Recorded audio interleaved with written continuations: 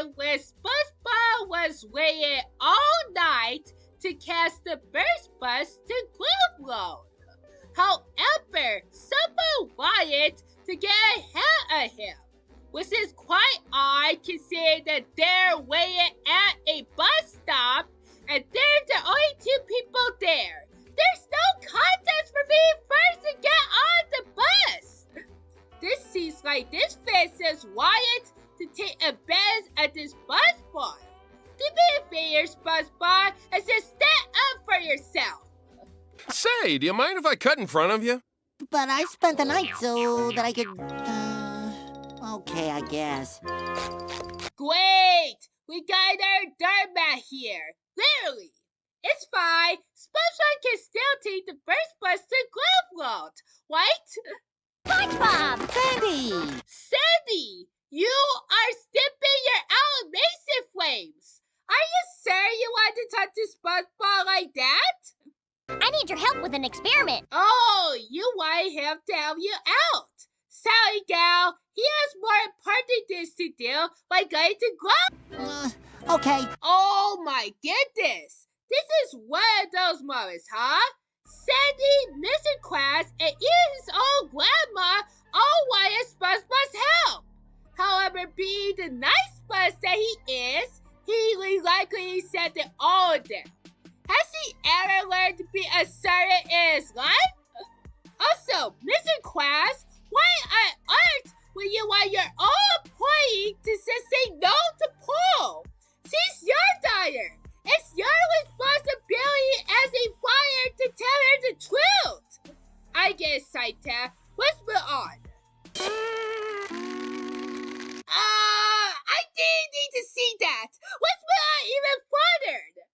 After a long day, SpongeBob went back home to tell his pet Bill that he wished he was assertive enough. However, Gary doesn't see that impressed and starts ordering the cereal supplies over the phone. Guess Ellen hates SpongeBob now. What does it say? Don't throw out that old too soft sponge. Toughen it up with a new abrasive side. Oh, I get it. SpongeBob is a sea sponge, but looks like a kissing sponge instead. So it makes sense that Gary would order him an abrasive side. Guess there is someone who still supports SpongeBob's feelings after all. Though I'm not sure how getting an abrasive side would help him be assertive. Why don't you scram, you little freeloader? I'm sorry? See ya, Gary. I didn't know abrasive sides have a face, let alone have an entire personality on their own. Am I watching SpongeBob or best kid? Never mind, I'll figure it out later. I like to see how abrasive SpongeBob plays out first. Sorry, Granny. Why don't you walk yourself across the street? No can do, you brainless lab rat. Sorry, Krabs, I'm busy. Unless you're paying me overtime. So, abrasive SpongeBob does not care for anyone's feelings. If anyone dared to ask him for help, he would swing and roast you. It's like SpongeBob's nice and caring nature has flipped onto its head. This is cool! SpongeBob is expressing his dark side, and he ain't afraid of it either. I love it when characters have a good and evil side. Not that I want myself, but you get the point. Side note, I enjoyed this various overtime scene. Mr. Krabs straight up does not know what overtime means. I guess there was he learns it. That's what you get for taking advantage of SpongeBob's kindness. But unfortunately, the fun just had to end because SpongeBob wanted to get wet on his abrasive side. Why would you ever want to go back to be a doormat? Oh, SpongeBob was harming his friends' feelings with his abrasive side. So he felt like being a doormat was better than harming others. I have no words for this. So SpongeBob tries to get help from his friends to get where his Abrasive Side, but everyone now dreads see him around. What do you think his Abrasive Side will Wilson again? Aside from Seth. Why on earth would you trust Sandy to help you? She too embarrassing you, are you? If I were you, I wouldn't trust anyone like that to help you. So you just left him hanging there? Not cool. But I guess he has no choice left. So Sandy lets SpongeBob and Abrasive Side off, and SpongeBob sends it back to where he set it. Yay! The Mimidian helped our hero out. Hooray! Huh? Oh, great! Since as I was about to do my overview for this episode, my TV has no set though. Ah, work! We fixed the TV! Hooray! Alright! So SpongeBob and Patrick ordered a giant TV that arrived today. Oh, I wonder what they're going to do with it. Wait a minute. Why did these sea creatures order a TV if theirs is going to dry away? That's a waste of money, especially since an average TV costs $1,500. Oh, they says why the boss. That's cute, but still does not taste the fact that they spent $500 for it. Swiftware, I did not mean to steal your thunder, you did? Leave it to me. Alright, so Swiftware asks SpongeBob and Patrick about their decision. And they said, Squidward, we don't need television. Not as long as we have our imagination. That's again cute, but we cannot just leave a brand new $500 TV there to waste. Can I have a SpongeBob? Sure, Squidward. Phew, that TV's in a better place now. Enjoy the new TV, Swiftware. And with that being said, let's start our imagination. Okay, so there isn't any innocent finish to accommodate my Swift for this part. So let's use our imagination to come up with the visuals. So while Swiftware is moving his TV to his house, SpongeBob and Patrick pretend to be mountain climbers inside the imagination box. Wait, I did not mention the Price is Right! No, stop! Well, at least they're safe now. Where's that remote? Hey, Swiftware, I know where the remote's at. Really? Where is it? It's right here. But I'll only give it to you if you can guess what SpongeBob costs. If you get one, then let's hope your friends don't fall off the mountain. Easy. He only costs a nickel. Is it a nickel? Oh dear. SpongeBob?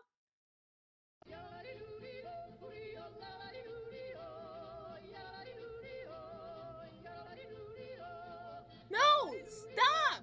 Stop!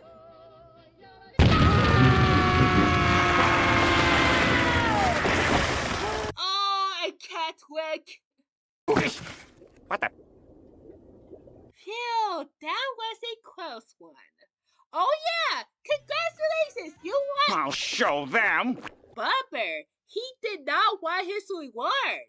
I was going to give himself a boss of his own. Never mind, he already has one. Why haven't I worn this yet? Yeah, why haven't you? It's not like this particular sombrero is going to hire you later in the season or anything like that. Finally, Swiffer can now watch shows on his brand new TV. However, it appears that Kidnapped is trying to tell us something. Every show is all about bosses. Aside from the smart art cars. I mean, it's not really about boxes. I don't care what anyone says. This is the best bossy mask ever. We don't need humans, we just need bosses. That's all. Anyway, Slipper is starting to suspect that SpongeBob and Patrick are using a table car to mess with him, so he wanted evidence. The stealthy Squid visits SpongeBob and Patrick to request them to imagine their attendant Wombat Parlors. But it turns out that their says making up sound effects in their head. Beep, beep, beep. Arr. It's nice to know that SpongeBob and Patrick does have a bit of imaginations, but for Swiftware, it appears that he doesn't. Had 80. He even complains that the imagination button supposedly didn't work. Why won't this thing turn on? But he's missing the entire point of it. Now, I heard stories of people having trouble grounding themselves back to reality, but this is the opposite problem. Even though Swimmer knows what he wants to do, he cannot really imagine it in his head.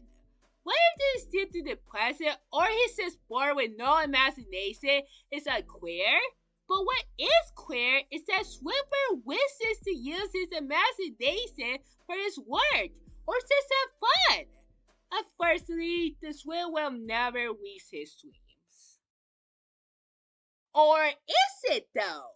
After a long day, SpongeBob and Patrick leave their box behind to go sleep in their homes. I wonder why they could not sit sleep inside the box, but whatever. This gives Swimmer the opportunity to use his imagination again. He wants to drive a race car, so Swimmer sits into the box and... What the? He did it! He does imagine something after all! Now that's worthy of a celebration. Let's see what Dayside has Swimmer come over and...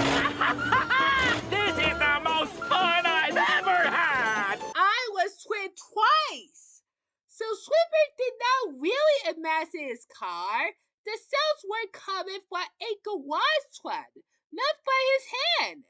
And to put more salt in the wood, he got sent to the dump and fall straight into a pie. He didn't feel bad for Swimmer. All he wanted was to just have fun. Anyway, did his neighbors know he went missing? I know. Let's go see Squidward. I hope he's not too down in the dumps today. Well, there is quite a surprise to find out the truth. Hey, you came in at the right time. Albert is celebrating Christmas. So it's falling until he gets possessed by a ghost, and the Watterses are sitting along inside their car, all with some nice Christmas music to boot. Merry Christmas, everybody! Did they just wet on their Santa? Oh dear. After the incident occurred, the Watterses took this old man to the hospital. Well, at least they're kind enough to care for Santa? We don't know this guy's identity. But he is concussed, has no memory, no ID, and now is your problem. But do you want to know who believes that he's Santa, though? Wizard! Since he was the one who won him over, Wizard fears that he's got on Santa's naughty list. So he goes on a frantic quest to get back the nice list. We'll get back to this nonsense later. For now, let's focus on the rest of the family. They took this homeless lad to their house to stay. But Nico being Nico, she did not want him smell in her house. If he touches anything, clean it. With fire. Why do you want your kids to do that? I've seen you say it ways before. Why can't you do it? There yeah, why not call the best man today instead? And see, he was just burned down the whole house. Never mind. Do I have to do everything myself?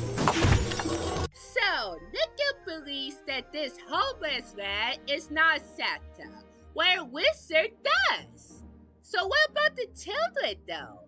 Well, sucker, they do believe it's Santa! Being twins in 2012! They wanted to help Santa get his memories back, and that was by having him be a mall Santa.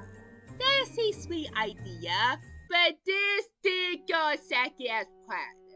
Apparently, Santa was so honest that it made the kids destroy the workshop. All I want for Christmas is world peace. Well, that's just impractical. This whole thing is going to hell, isn't it? Guess I'll have him finish this off. What you need me to... Alright, from now on, I'll be more careful when making my jokes. So what's this? Let me tell you something about Santa Claus. There is no Santa Claus. Really? He's not real? That's it, people. Wrap it up. Christmas is canceled. Christmas is canceled. But why did they let this happen? Well, for years, he was sending Santa letters, but he never gave her present. I'm pretty certain why his South Pole on the letters didn't tell either. Come on, he was in the North Pole!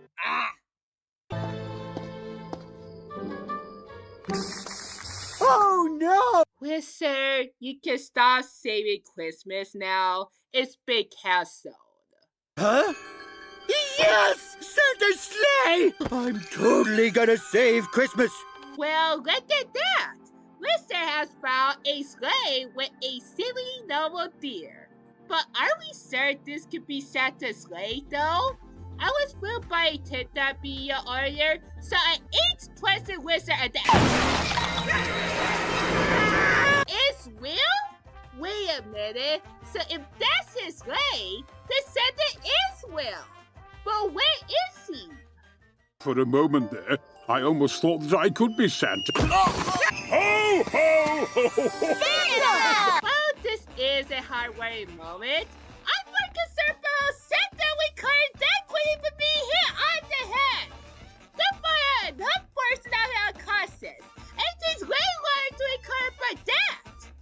I would know because my TV carrier was not unconscious 3 times, and the results were hurry one every time.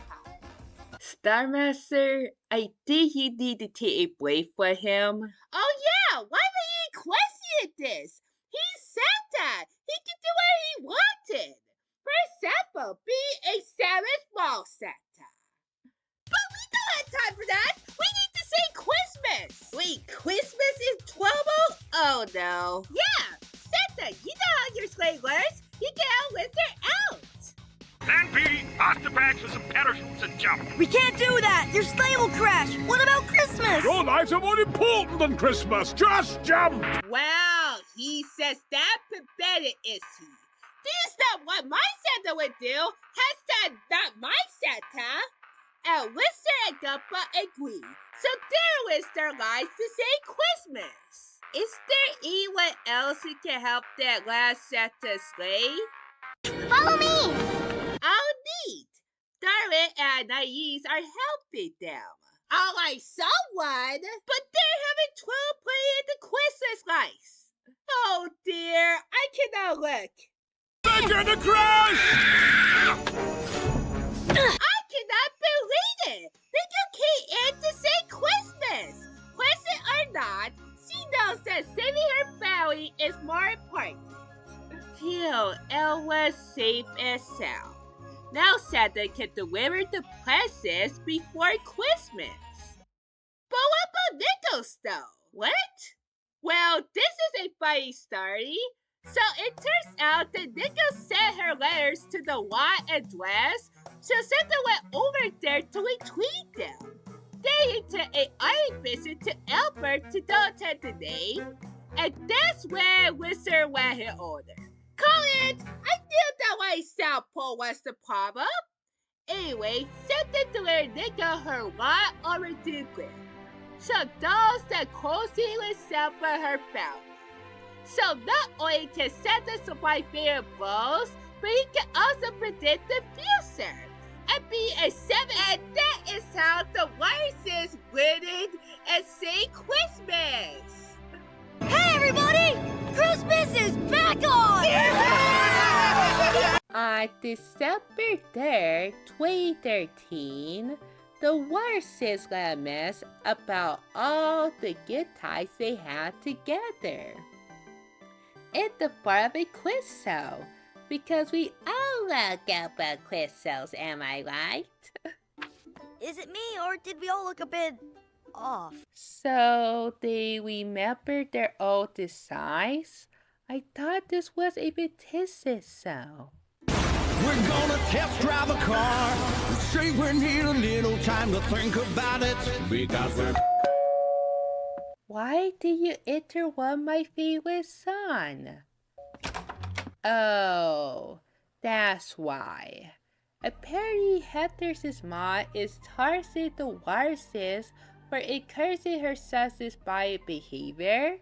If you remember well, 75% of Elmore was destroyed and somebody has to pay for it. But it's your son. You should take responsibility too. Why are you looking so surprised? Did you really think we lived in some kind of fairy tale? 'Cause wake up, buddy, we don't. Thanks the whistle flies I missed it. Wait, did I see that before? Nope, I didn't use a jump on a previous video. All my those are completely with 100%. Oh dear, this show is going downhill, isn't it? I'm afraid I have some not very shocking news. It appears Gumball and Darwin have to restart school from kindergarten. That was a joke. I didn't call that. Now the hotel wants the viruses to pay. Principal Brown wanted to send Gumball and Darwin back to kindergarten. The police wanted to arrest Wizard, and the town wanted to take away their house. What is going on today? Why did you stars pick this episode? This is torture. For me! I don't want to live in a world where I have to pay for my asses. This is winning my immersion. Ah! Anyway, as usual for Gumball, the viruses desperately try to fix all their problems, only to make this worse. We need transportation! Stop the bus!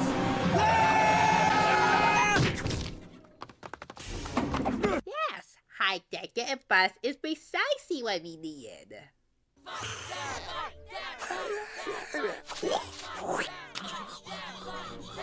Wizard, your BR demand on a kiss show. As if this show even is for kids. It's not. And neither is this video.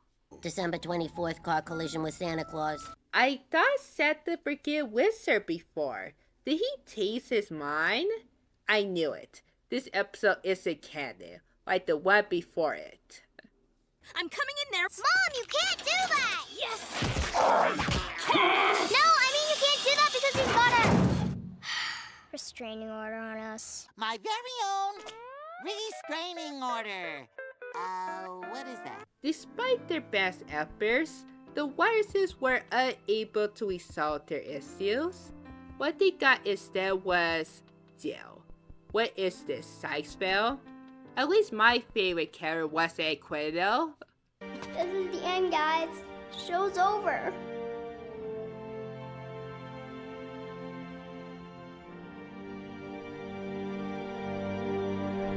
It's over already? They get this that I don't have to deal with this crap. No. What? I said no! It doesn't end like this! Not on my watch! Here we go again. It turns out that the viruses are done yet. At this point, they are fed up with how the West is treating them, so if you can't join them, beat them. One by one, the viruses trash the entire town, these include sending Mr. Spot away, unleashing their gross monster, and making Heather go on a rampage. This is the final again. Wait, also, this is the finale, so let's end this on with a bang. The only thing that can save us is reality being completely reset by some kind of magic device! Nope, I did deceive you. That was the ending. Yeah, the verses were right. Everything did we said at the end. It all started in a place called the Bikini Bottom. It's called that because it takes place underneath Bikini Atoll, an island that has some history like this. But in Bikini Bottom, there is a lock, an Easter egg hen, and a pineapple. Which one are we going to pick today? Well, if you pick the pineapple, then you're correct. If it sounds too silly to believe, then it must be the right answer. Inside this pineapple lies a spuz, a sneeze snail, and a snail which we have some significance later on. The spuz is called Spud and the snail is called Gary. A snail that meows? I don't think that's how snails work. Anyway, today is a big day because Spud is getting a job. Yeah, a full-time job that he has to work 11 hours per day for some pennies. That cannot be legal. Well, at least Spud's happy. And he's even happier to do some exercise. Is Spud weak? Because he can barely lift 2 stunt animals with his bare hands. At least it's realistic, I'll give it that. Now that's done, it's time to go to work. I'm ready, I'm ready, I'm ready. Oh, there's a pit starfish on this walk. His name is Patrick, by the way. I'm ready, I'm ready. SpongeBob SquarePants. Oh, I didn't know that this was an acid cell. My bad. For this next segment, I'll ask Spud explain. There it is. The finest eating establishment ever established for eating. The Krusty Krab. Home of the Krabby Patty. Yep, this is the place that Spud wants to work at. A fast food restaurant. What could possibly go on? I'm gonna go in there, march straight to the manager, look him straight in the eye, lay it on the line, and I can't do this! Oh, Spud's Side. Don't worry, little Spud, you can do it. I can't, don't you see? I'm not good enough. Oh, hey look, your friend's here. He can help you. Who's a big yellow cube with holes? I am! Who's ready? I'm ready! Who's ready? I'm ready! Who's ready? I'm ready! Man, I wish more basic would be this simple. I meant Pat asking Spud not more basic to move forward with his plan. At the entrance, we have this octopus called Squidward, who only has 6 tentacles for some reason. What happened to those other 2? Oh no, SpongeBob. What could he possibly want? Go, Self! Ah! What's wrong, Squidward? Why do you not want Spud to get a job?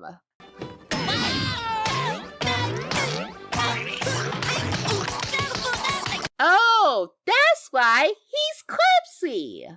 Now we have the mail here. Spencer wants to get a job at the Krusty Krab, but Silver doesn't want him to work. So what does the Krab boss, Mr. Krabs, have to say? Well, lad, we'll give you a test. And if you pass, you'll be on the Krusty Crew. A test! That's how we sell it. Mr. Krabs orders Buzzard to get a hot dog demand special with port and starboard attachments. And if he can't find it, then he won't get the job. But the idea! Oh wait, never mind. The test is just a host to get SpongeBob far away from the Krusty Krab as possible. Come on, Mr. Krabs, he looks so innocent. Why do you do this to him? Once he finds out the rules, then he will be heartbroken. It's all your fault. Oh wait, enough must be allowed. What time is it? What's hour? Did that be... Anchovies. What? Anchovies! My more enemy anchovies are here. First they were in my pizza, and now they're in my sauce. Ah! God damn me. They're sis had the anchovies. They will attempt the stat, right? I spoke too soon. Whilst Buster is out getting that spatula, the anchovies for an entire ocean inside the Krusty Krab and multiply apparently. How do they do that? Anyway, these are not what we buy for music class at swimwear.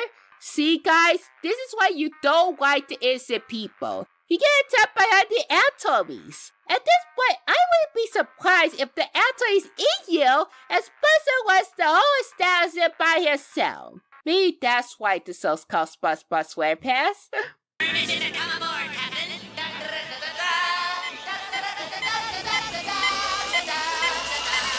Wait a minute, the special's real? You gotta be kidding me.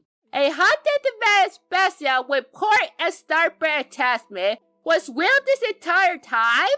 I like Spud. Star Master? What? Oh yeah! SpongeBob is bad with doing classic special NPCs to make Krabby Patties. With a song that I can't play because of copyright. Was this the reason why this episode wasn't included in the first season, D&D? Also, the anti still created! How do you know they wanted Krabby Patties? Is this bus psychic? Oh wait, that was the last anchomy. You have to get at the job now. That was the finest fast foodsmanship I've ever seen, Mr. Squarepants. Welcome aboard. SpongeBob did it! He got the job! Now the Classic Class has a butterfly kid. Time to close us up. Oh wait, there's one more customer left. Spencer can have him. What would you like to order, Patrick? One Krabby Patty, please.